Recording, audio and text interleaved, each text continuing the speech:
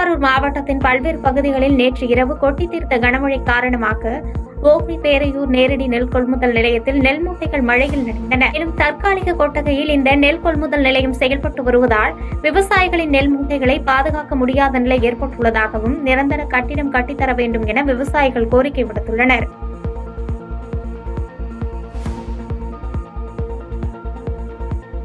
திருவாரூர் மாவட்டம் நன்னிலத்தில் 2ஆம் வகுப்பு படிக்கும் பள்ளி சிறுமிக்கு பாலியல் துன்புறுத்தல் கொடுத்த சிறுமியின் தாத்தா போக்சோ சட்டத்தின் கீழ் கைது செய்யப்பட்டுள்ளார். பள்ளிக்கு சென்ற மாணவிக்கு உடல்நிலை குறைவு ஏற்பட்டதை தொடர்ந்து தலைமை ஆசிரியர் விசாரித்துள்ளார். அப்போது பள்ளி சிறுமி அளித்த தகவலின் அடிப்படையில் தலைமை ஆசிரியர் நன்னிலம் அனைத்து மகளிர் காவல் நிலையத்தில் அளித்த புகாரின் பேரில் 69 வயதான முதியவர் கைது செய்யப்பட்டுள்ளார்.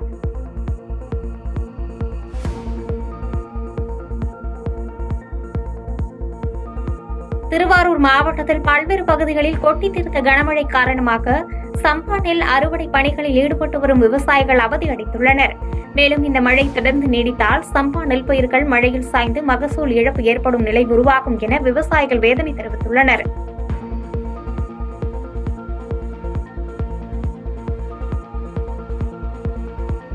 சேலம் மாவட்டம் ஓமலூர் அருகே பெருமாள் கோவிலில் இன்று கூடிய மாட்டு சந்தைக்கு தமிழகம் மட்டுமின்றி ஆந்திரா, கேரளா, கர்நாடகா ஆகிய மாநிலங்களில் இருந்தும் 1000க்கும் மேற்பட்ட கால்நடைகள் விற்பனைக்காக கொண்டு வரப்பட்டது.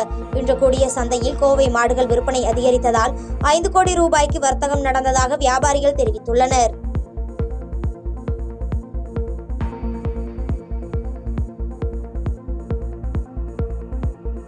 சேலம் மாவட்டம் ஓமலூரில் கொப்பரை மற்றும் அவரைக்கு கூடுதல் விலை கிடைத்துள்ளதால் விவசாயிகள் மகிழ்ச்சி அடைந்துள்ளனர்.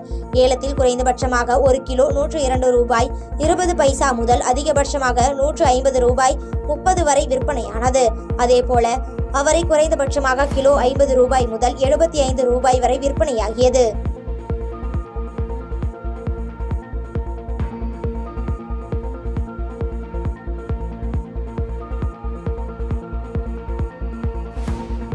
காஞ்சிபுரத்தில் தமிழ்நாடு சமூக நீதி மற்றும் மனித உரிமைகள் காவல்துறை பிரிவு சார்பில் ஜாதி மத வேறுபாடு இன்றி செயல்பட வேண்டும் எனும் விழிப்புணர்வு பேரணியை மாவட்ட ஆட்சியர் மற்றும் எஸ்பி ஆகியோர் இணைந்து துவக்கி வைத்தனர். இதில் கலந்து கொண்ட மாணவ மாணவிகள் மனித குலம் சிறக்க தீண்டாமை வேண்டாம் உள்ளிட்ட பதாகைகளை கையில் ஏந்தி கோஷமிட்டபடியே வீதிகள் வழியாக சென்று விழிப்புணர்வை ஏற்படுத்தினர்.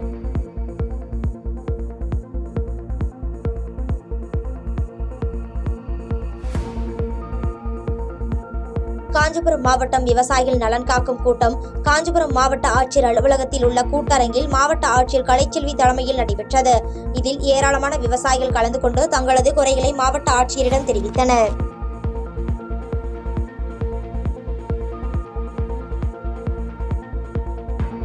தருமபுரி மாவட்டம் பாலக்கோடு அருகே மாரண்டஹள்ளி அரசு மேல்நிலைப் பள்ளிகளில் 12ஆம் வகுப்பு பயிலும் 354 மாணவ மாணவியருக்கு தமிழக முதல்வரின் 72வது பிறந்தநாள் மற்றும் அரசு பொதுத் தேர்வை முன்னிட்டு தேர்வுக்கான உபகரணங்கள் வழங்கும் விழா நடைபெற்றது. இதில் மாரண்டஹள்ளி பேரூராட்சி தலைவர் வெங்கடேசன் மாணவர் மாணவியருக்கு தேர்வுக்கான உபகரணங்களை வழங்கி சிறப்புரையாற்றினார்.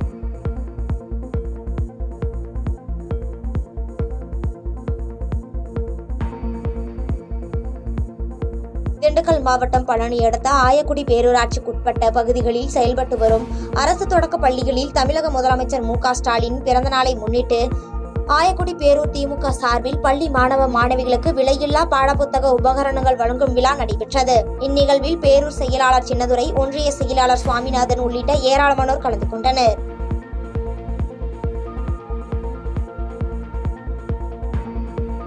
கரூர் மாவட்டம் குடித்தலை அருகே மேலத்தாழியாம்பட்டியில் டாஸ்மாக் கடையின் பூட்டை உடைத்து உயரக மதுபானங்களை மர்ம நபர்கள் திருடிச் சென்றுள்ளனர். இதுகுறித்து தகவல் அறிந்த லாலாப்பேட்டை போலீசார் சம்பவ இடத்திற்கு சென்று நேரில் பார்வையிட்டு ஆய்வு செய்து திருடிச் சென்ற மர்ம நபர்கள் குறித்து விசாரணை மேற்கொண்டு வருகின்றனர்.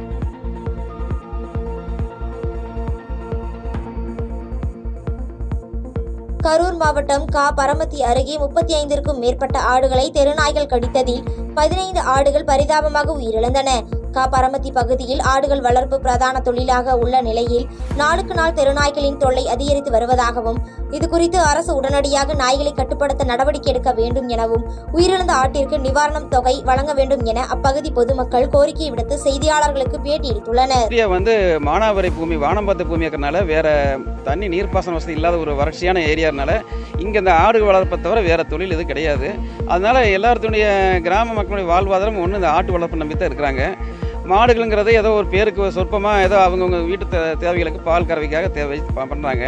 மழை வானம் பெய்த பொழுது 4-5 மாதங்களில் எந்த விதமான வறட்சியில் எல்லாம் இந்த மாட்டு தீவனம் இந்த தவிடு புண்ணாக்கு வாங்கி போட்டு இந்த ஆடுகள் வளர்க்கும் போது அதனுடைய அந்த தீவனங்கள் வாங்கி போட காசுகளுக்கே அந்த ஆட்டு வளர்ப்புடைய வருமானம் போதாக்குறையாக இருக்கிறனால வேறு வழி இல்லாமல் இந்த வாழ்வாதாரத்தை அவங்க தொழிலாக செஞ்சுருக்காங்க.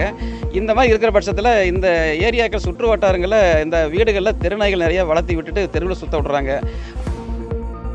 கடலூர் மாவட்டம் நெல்லிக்குப்பத்தில் தமிழக அரசின் வரி உயர்வை கண்டித்து அனைத்து தொழில் வர்த்தக சங்கம் சார்பில் கடையடைப்பு போராட்டம் நடைபெற்றது. நெல்லிக்குப்பம் பகுதியில் உள்ள 500க்கும் மேற்பட்ட கடைகள் அடைக்கப்பட்டுள்ளது. இதனால் அப்பகுதி பொதுமக்களின் இயல்பு வாழ்க்கை பாதிக்கப்பட்டது.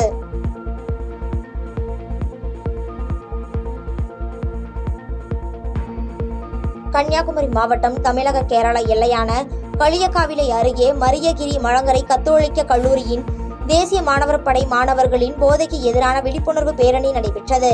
இப்பேரணியை பேராசிரியர் செல்வகுமார் கொடியசைத்து துவக்கி வைத்த நிலையில் இதில் ஏராளமான கல்லூரி மாணவ மாணவிகள் கலந்து கொண்டனர்.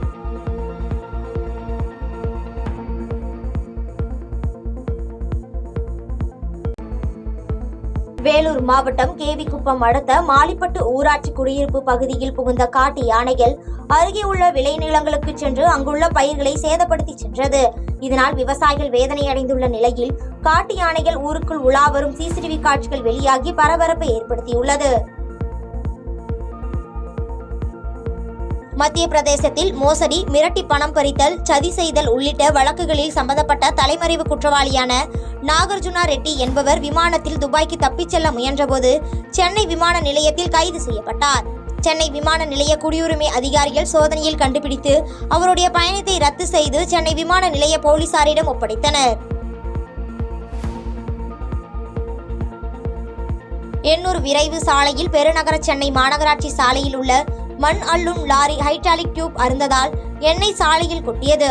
இதனால் அவ்வழியாக சென்ற வாகன ஓட்டிகள் சாலையில் வழுக்கி விழுந்து காயமடைந்த நிலையில் திருவொற்றியூர் போக்குவரத்து போலீசார் விரைந்து வந்து மாநகராட்சி ஊழியர்களுடன் இணைந்து சாலையில் மண்ணை அள்ளி கொட்டி சரி செய்தனர்.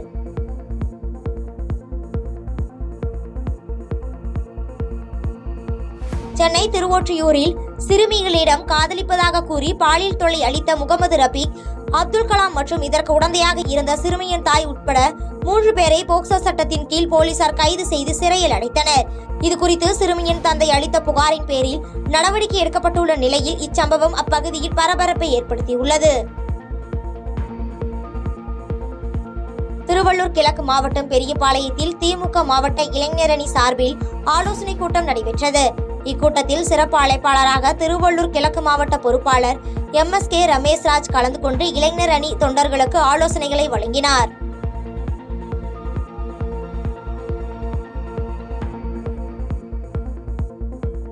அரியலூர் மாவட்டம் ஜெயங்கொண்டம் அருகே புனித அந்தோணியர் பொங்கலை முன்னிட்டு அன்னை ஜல்லிக்கட்டு பேரவை சார்பில் ஜல்லிக்கட்டு போட்டி நடைபெற்றது. இந்நிகழ்ச்சியை கோட்டாட்சியர் ஸ்ரீஜா, ஜெயங்கொண்டம் சட்டமன்ற உறுப்பினர் காசோகா கண்ணன் துவக்கி வைத்த நிலையில் இதில் 700 மாடுகள் 300 மாடுபிடி வீரர்கள் பங்கேற்று தங்களது திறமைகளை வெளிப்படுத்தினர். செங்கல்பட்டு மாவட்டம் மதுராந்தகம் தேசிய நெடுஞ்சாலையில் 3 வாகனங்கள் ஒன்றன் பின் ஒன்றாக மோதி விபத்து ஏற்பட்டது.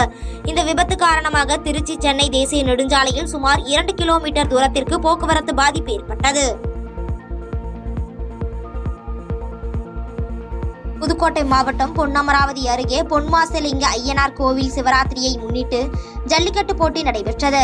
இந்த ஜல்லிக்கட்டில் புதுக்கோட்டை மாவட்டம் மட்டுமின்றி மதுரை, சிவகங்கை உள்ளிட்ட பல்வேறு மாவட்டங்களில் இருந்து வந்திருந்த 600 காளைகளும் 300 மாடுபிடி வீரர்களும் பங்கேற்று தங்களது திறமைகளை வெளிப்படுத்தினர். கன்னியாகுமரி மாவட்டம் நாகர்கோவில் வழக்கறிஞர்கள் சங்கம் சார்பில் நாகர்கோவில் நீதிமன்றம் முன்பாக உண்ணாவிரத போராட்டம் நடைபெற்றது. வழக்கறிஞர்களின் சேமநல நிதி ஸ்டாம்ப் கட்டணத்தை திரும்ப பெற வலியுறுத்தியும் பயனாளிகளுக்கு வழங்கப்பட்டு வருகின்ற வழக்கறிஞர்கள் சேமநல நிதி தொகை ரூபாய் 10 லட்சத்தில் இருந்து ரூபாய் 25 லட்சமாக உயர்த்தி வழங்க வலியுறுத்தியும் வழக்கறிஞர்களுக்கான பாதுகாப்பு சட்டத்தை உடனடியாக அமல்படுத்த வேண்டும் உள்ளிட்ட பல்வேறு கோரிக்கைகளை வலியுறுத்தி ஆர்ப்பாட்டத்தில் ஈடுபட்டனர். பாதகம் செய்பவரை கண்டால் நாம் பயம் கொள்ளலாகாது பாப்பா. மோதி மிதித்து விடு பாப்பா, அவர் முகத்தில் உமிழ்ந்து விடு பாப்பா. அண்மை செய்திகளை உடனுக்குடன் தெரிந்து கொள்ள இணைந்திருங்கள் எம் நாடு தொலைக்காட்சியுடன்.